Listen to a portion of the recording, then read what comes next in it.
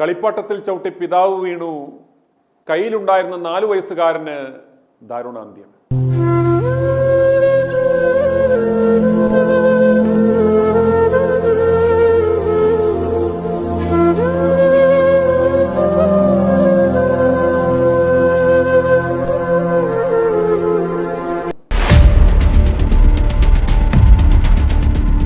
തിരുവനന്തപുരം പാറശാല പരശുവക്കലിൽ 4 വയസ്സുകാരന് ദാരുണാന്ത്യം. പനയറയ്ക്കൽ സ്വദേശികളായ രജിൻ ധന്യ ദമ്പതികളുടെ മകനായ ഇമാനാണ് മരിച്ചത്. ഇമാനുമായി പിതാവ് നഴ്സറിയിൽ പോകാൻ ഇറങ്ങുമ്പോഴായിരുന്നു അപകടം സംഭവിച്ചത്.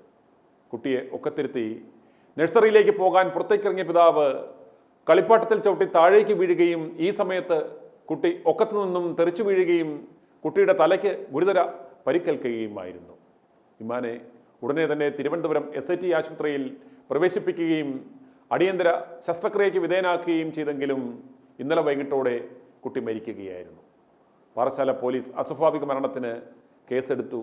ഇമാന്റെ മൃതദേഹം തിരുവനന്തപുരം മെഡിക്കൽ കോളേജിലേക്ക് മാറ്റി പോസ്റ്റ്മോർട്ടത്തിന് ശേഷം വൈകിട്ടോടെ ഇന്ന് സംസ്കരിക്കും എന്നാണ് വിവരം.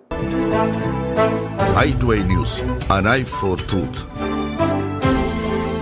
i2i News സബ്സ്ക്രൈബ് ചെയ്തിട്ടില്ലാത്തവർ ഇപ്പോൾ തന്നെ സബ്സ്ക്രൈബ് ചെയ്യുക.